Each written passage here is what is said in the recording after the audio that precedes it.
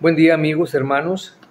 Doy gracias a Dios por este tiempo, por este momento que vamos a poder compartir de la palabra de Dios, que es vida para todo nuestro ser. Pues bien, el pasaje que vamos a estar leyendo y que vamos a meditar, lo vamos a poder encontrar ahí en el libro de los Salmos, y es el Salmo número 119, de los versículos que vamos a leer son del 65 al 72. Lo he titulado el bienestar del hombre es amar la palabra de Dios. Y en este pasaje estaremos destacando algunas actitudes o inclusive algunas posturas que son muy importantes y que nos dispondrán como hijos de Dios para enfrentar todas esas acechanzas y los ataques constantes de nuestro enemigo. Porque sabemos que Satanás, ahorita actualmente, anda como león rugiente buscando a quien devorar, como lo menciona ahí en la primera carta de Pedro, capítulo 5. Así como también, inclusive, este mismo pasaje nos dispondrá para ser fortalecidos como iglesia de Cristo. La palabra de Dios dice así lo siguiente: Bien has hecho con tu siervo, oh Jehová, conforme a tu palabra. Enséñame buen sentido y sabiduría, porque tus mandamientos he creído. Antes que fuera yo humillado, descarriado andaba, mas ahora guardo tu palabra. Bueno eres tú y bienhechor, enséñame tus estatutos. Contra mí forjaron mentira los soberbios, mas yo guardaré de todo corazón tus mandamientos.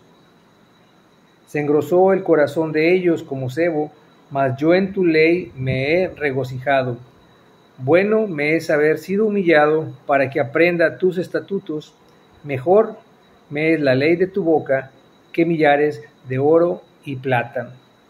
Gracias a Dios por esta palabra. Vamos a tener una oración para antes de comenzar. Permítanme orar. Bendito Padre, gracias Señor, te damos gracias por este tiempo de meditación. Permite, Padre, que seamos edificados, que nuestro corazón esté abierto a escuchar de tu palabra, Señor, y que podamos asimismo entonces buscar siempre esa luz que proviene de ti y que solamente existe en ti, Señor. Sea en la vida de cada uno de nosotros, porque te lo agradecemos. En Cristo Jesús. Amén. Bien, miren, sabemos, hermanos, que la Iglesia de Cristo siempre ha sido sometida a numerosos ataques por parte del maligno, ya que éste busca manchar, busca destruir la creación de Dios. Hoy, por ejemplo, podemos advertir que en el mundo existen, pues no sé si muchas corrientes de pensamientos, de filosofías, que tienden absolutamente a desacreditar, a menospreciar o que inclusive tienden a ridiculizar lo que son las normas, lo que son las doctrinas o los mandamientos que están descritos en la palabra de Dios, sin tener el más mínimo respeto de la voluntad de Dios hacia la humanidad. Y vemos también tristemente cómo muchos hijos de Dios nos desanimamos y vamos dejando a un lado el alimento espiritual que es la palabra de Dios, y nos convertimos en blancos fáciles para ser atacados por el maligno, y que como consecuencia pues nos vamos alejando de la presencia de Dios y por ende dejamos de ser útiles en manos de nuestro Señor. Tristemente también nos damos cuenta de que van creciendo nuevas generaciones que viven engañadas en una sociedad sin Dios y sin Biblia, y que tienen la intención de influir y de imponer un nuevo código de conducta y de pensamiento global que nos aleje cada vez más de la presencia y de la voluntad de Dios en la vida de cada uno. Por otro lado, fíjense que inclusive desde un principio podemos ver cómo el engaño en las palabras de Satanás cuando habló con Eva, cuando se encontraban ellos en el huerto del Edén. Allí en Génesis, en el capítulo 3, ahí podemos ver cómo la serpiente, que era astuta, engaña a Eva para que desobedeciera a Dios, porque Dios mismo les había mandado de no comer el fruto del árbol que estaba en medio del huerto. Pero la serpiente, que era Satanás, les miente tanto a Eva como a Adán al hacerles creer que si comían de ese fruto, entonces ellos podían ser igual a Dios, sabiendo del bien y del mal. Básicamente, pues les mintió al decir, no hagas caso de lo que Dios les dijo, porque Dios no quiere que ustedes lleguen a ser como Él, y lo menciona ahí en Génesis 3:4. Esta es como una estrategia, ha sido una estrategia con la que Satanás ha tentado a los seres humanos a través de la historia de la humanidad, hacernos creer de que no necesitamos de Dios y de que nosotros mismos podemos ser como Dios, es decir, que nosotros mismos podemos actuar con soberbia al poder decidir lo que es bueno y lo que es malo, desechando la palabra de Dios que está en la Biblia. No obstante, solo Dios tiene el derecho de determinar lo que es bueno y lo que es malo, porque Él es soberano. Como dice su palabra ya en Deuteronomio, capítulo 10, versículo 14, que nos dice, he aquí, de Jehová tu Dios son los cielos y los cielos de los cielos, la tierra y todas las cosas que hay en ella.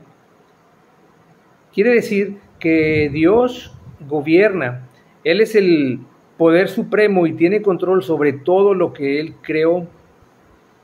Entonces, si retomamos el pasaje que acabamos de leer, podemos ver lo siguiente.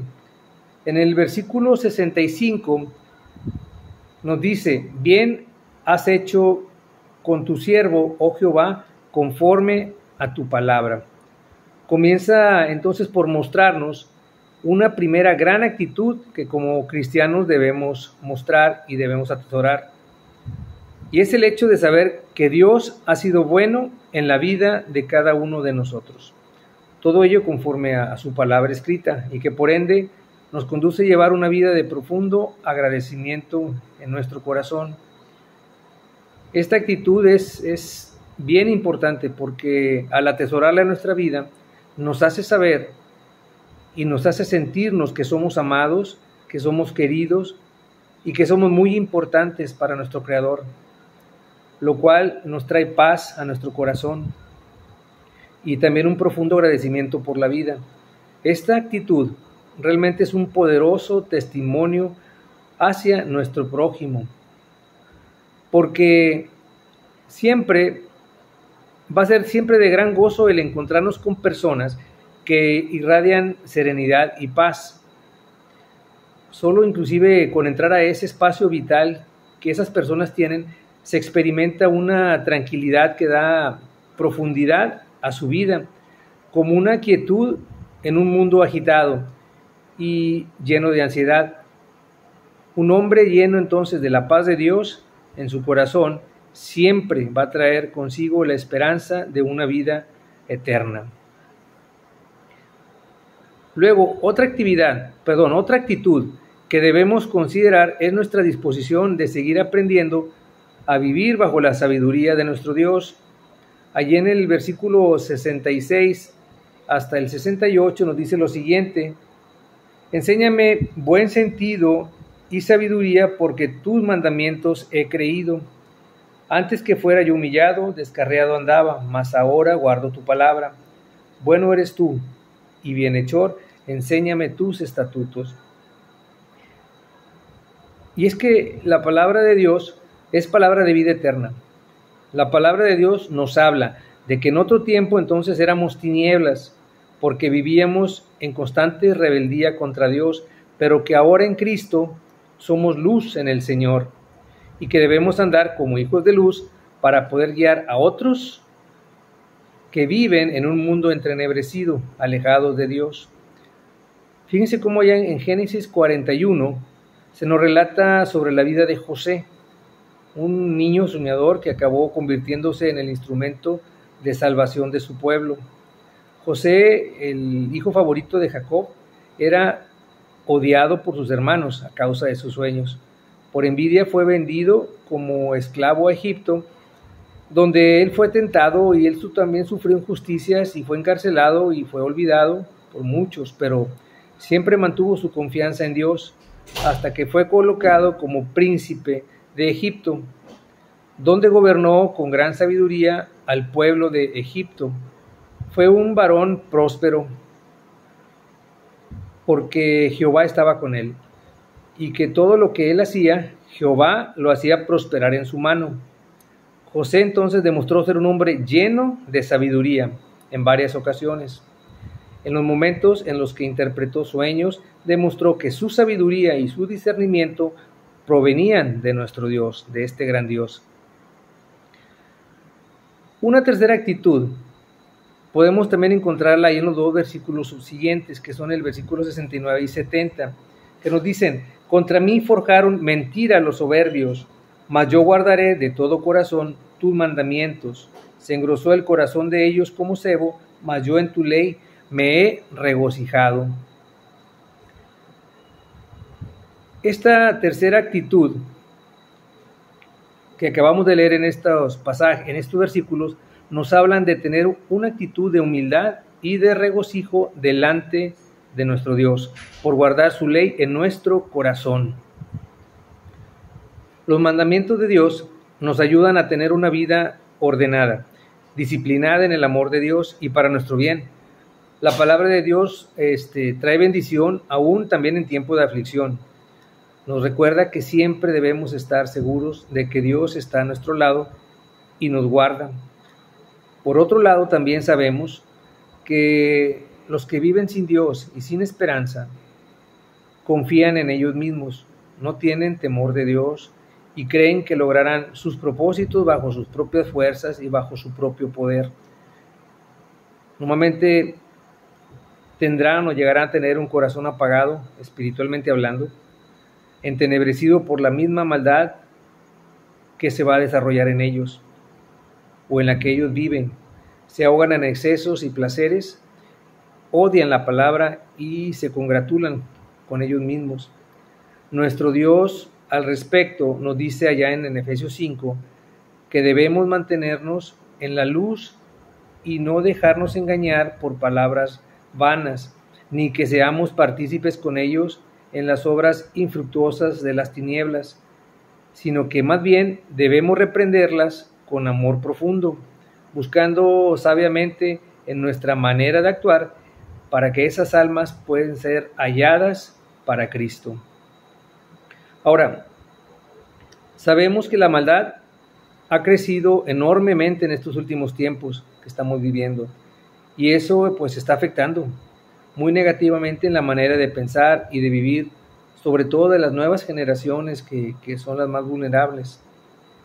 Es por ello también que en nuestra vida como cristianos, el maligno busca ser más eficaz en su lucha para seguir debilitando y destruyendo la fe y la comunión que nos mantiene unidos. Por esto es que grande va a ser siempre la tarea que tiene nuestra iglesia. Primeramente, en cuanto a que como iglesia debemos fortalecernos en nuestra vida con Cristo a través de su palabra, lo cual implica que debemos vivir en la verdad mediante la sabiduría de Dios. Y por otro lado, que debemos esparcir siempre sembrar esa semilla de vida eterna en nuestro prójimo, así como apoyarnos en mantener y fortalecer también nuestra fe, que está expuesta pues a que sea influenciada y que sea dividida por esas corrientes actuales o modernas, ¿no?, que están distorsionadas. Por último, la cuarta actitud nos habla de lo siguiente, y lo vemos ahí en el versículo 71 y 72, que nos dice lo siguiente: bueno me es haber sido humillado para que aprenda tus estatutos, mejor es la ley de tu boca que millares de oro y de plata. Esta otra actitud que los cristianos debemos cultivar y se refiere a nuestra humillación constante delante de Dios.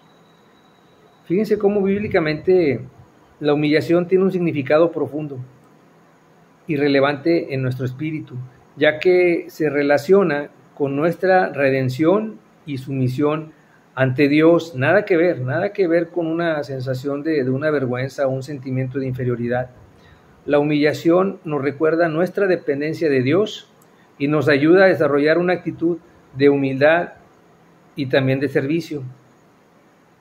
El beneficio entonces de ser humillado es que aprendemos que la ley produce en nuestros corazones lo opuesto a los efectos del orgullo, porque pasaremos a ser más sensibles a la voluntad de Dios, teniendo un mayor crecimiento espiritual y seremos más aptos para aprender. Entonces, para terminar con esta meditación, podemos decir que sabemos que se hace necesario que sigamos enseñando que el Dios de la Biblia desea que sus hijos marquen una diferencia en medio de un mundo ateo, de un mundo globalizado y progresista que se aleja cada vez más de Él. Que también sigamos dando testimonio vivo de amar a Dios y a la Biblia, a defender nuestra fe en el Evangelio, como se menciona ahí en la segunda carta a los Corintios 10:5, derribando argumentos y toda altivez que se levanta contra el conocimiento de Dios y llevando cautivo todo pensamiento a la obediencia de Cristo. Esforcémonos entonces también por seguir asumiendo el desafío de anunciar a Jesucristo como la única esperanza para un mundo pecador, aunque nos llamen o nos tilden de locos, porque la palabra de la cruz es locura a los que se pierden, pero a los que se salvan, esto es a nosotros, es poder de Dios, como lo menciona en la primera carta de Corintios, capítulo 1, versículo 18. Gracias a Dios por esta meditación, hermanos y amigos, y Dios los bendiga.